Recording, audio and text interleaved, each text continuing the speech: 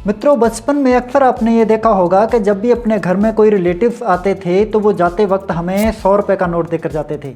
लेकिन ये जो 100 रुपये का नोट है, हमारे मम्मी पापा हमसे ले लेते थे और बदले में हमें 10 रुपये का नोट दे देते थे और बोलते थे तुम्हारे लिए इतने ही बहुत है, क्योंकि अगर सारे दे दिए तो तुम सारे ही उड़ा दोगे।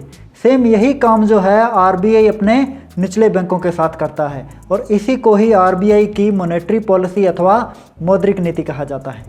शाबाश बेटा, बहुत बढ़िया। तो आरबीआई की मॉनेटरी पॉलिसी क्या है और कौन कौन से पॉलिसी रेट्स इसके अंदर आते हैं तथा ये महंगाई दर को कैसे कंट्रोल करता है, आइए इस वीडियो के अंदर जानते हैं। लेकिन उससे पहले अगर आपने चैनल को सब्सक्राइब नहीं किया है तो कर लीजिए और बेल आइकन को भी दबा दीजिए ताकि लेटेस्ट वीडियो की जानकारी आपको तुरंत पहुंच सके।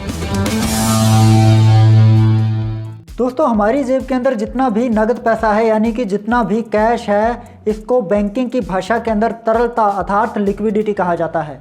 अब ये जो तरलता अर्थात लिक्विडिटी है, इस पर आरबीआई की पैनी नज़र रहती है। यानी कि आम जनता के पास कितना पैसा है, कितना पैसा वो खर्च कर रहे हैं तथा कितना पैसा वो जमा कर रहे हैं, इस पर आरबीआई नज़रें गड़ाए रखता है। अब स्वाभाविक सी बात है कि अगर हमारी जेब के अंदर ज़्यादा पैसा है तो हम 100 रुपये की चीज़ को 120 रुपये में भी खरीद लेंगे।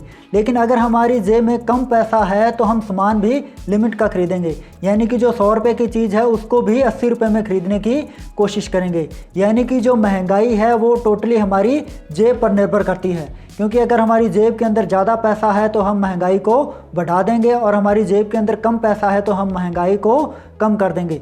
तो आरबीआई भी ये सोचता है कि जनता की जेब में उतना ही पैसा रखा जाए जिससे कि वो ना तो भूखा मरे और ना ही महंगाई दर को बढ़ाए। तो इसी के लिए ही आरबीआई ये सारे पॉलिसी रेट्स बनाता है जो कि हमारी जेब में पड़ी लिक्विडिटी यानी कि तरलता को कंट्रोल करते हैं। दोस्तों, हमें जब पैसे की ज़रूरत होती है तो हम जाते हैं कमर्शियल बैंकों के पास, जैसे कि एसबीआई, पीएनबी, कैनरा बैंक इत्यादि।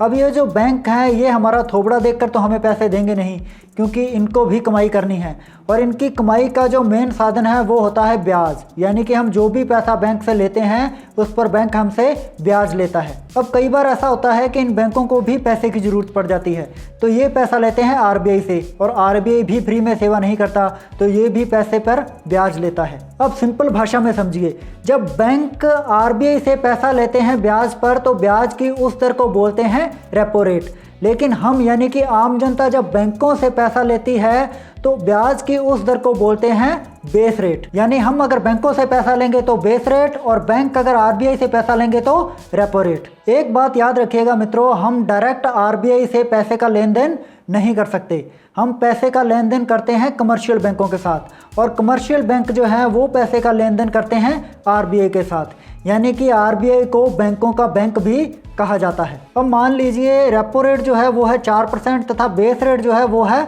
9%। अब मान लो हमें पैसे की ज़रूरत पड़ गई, हमें 1 लाख रुपए की ज़रूरत है तो हम बैंक से पैसा लेने के लिए चले गए।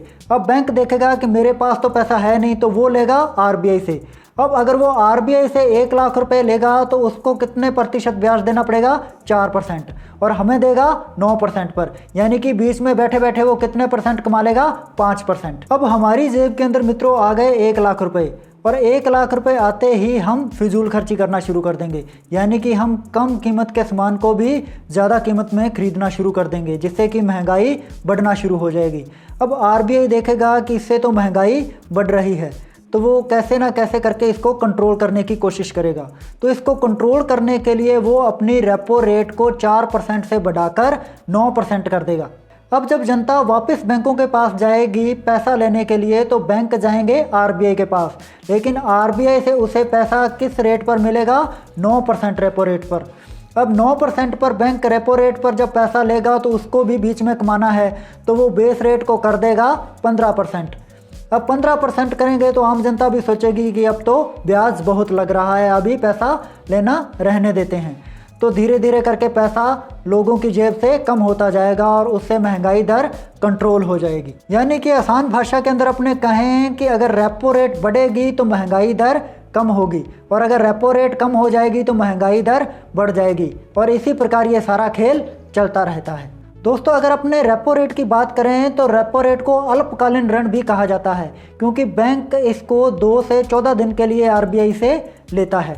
लेकिन अगर बैंक को आरबीआई से 14 दिन से अधिक अवधि के लिए पैसा लेना है तो फिर वो इस पैसे को बैंक रेट पर लेगा, और ये जो बैंक रेट है ये रेपो रेट से 1% तक ज़्यादा हो सकती है। यानी कि अगर रेपो रेट 4% है तो बैंक रेट जो है वो 4.25 हो सकती है या 4.75% भी हो सकती है। मित्रों, अगर किसी बैंक को आरबीआई से सिर्फ एक दिन यानी कि 24 घंटे या 12 घंटे के लिए ही लोन लेना है तो आरबीआई उसको एमएसएफ की दर पर लोन देगा, यानी कि एमएसएफ जो है मार्जिनल स्टैंडिंग फैसिलिटी, और ये भी रेपो रेट से 1% तक ज़्यादा हो सकती है।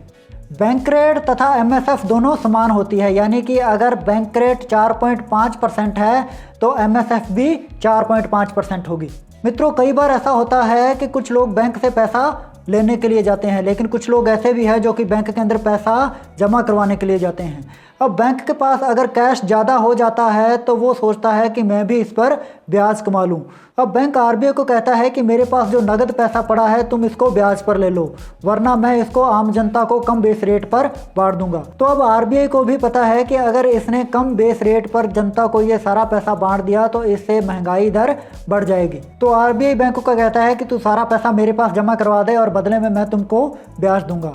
तो ब्याज की जो वो दर होगी उसको बोलेंगे रिवर्स रेपो रेट, और ये जो रिवर्स रेपो रेट है ये रेपो रेट से 1% तक कम हो सकती है। यानी कि अगर रेपो रेट 4% है तो रिवर्स रेपो रेट 3.75 या 3.5 हो सकती है। मित्रों, बैंकों के पास जितना भी पैसा होता है वो होता है जनता का पैसा, यानी कि जनता जो है वो सेविंग्स के रूप में बैंकों के पास ये पैसा रखती है, और बैंक का ये फ़र्ज होता है कि वो सारा पैसा समेत ब्याज जनता को लौटाए, और ये जो पैसा है इसको बोलते हैं एनडीटीएल। अब जो आरबीआई है वो बैंक को कहता है कि तुम्हारे पास जितना भी एनडीटीएल है, यानी कि जितना भी पैसा तुम्हारे पास जमा है उसका 18% तुम हमेशा अपने पास जमा रखोगे, और लगभग 3% तुम मेरे को सिक्योरिटी के रूप में भी जमा करवाओगे, क्योंकि कल को अगर बैंक दिवालिया हो गया या भाग गया तो जनता का जो पैसा है उसको कैसे भी करके हम लौटा सकें। तो कमर्शियल बैंक अपने पास हमेशा के लिए जो पैसा रखता है उसको बोलते हैं एसएलआर, तथा जो आरबीआई को सिक्योरिटी के रूप में देता है उसको बोलते हैं सीआरआर। मित्रों, इसके अलावा और भी कई क्रियाएं हैं जिससे कि तरलता को यानी कि लिक्विडिटी को कंट्रोल किया जाता है।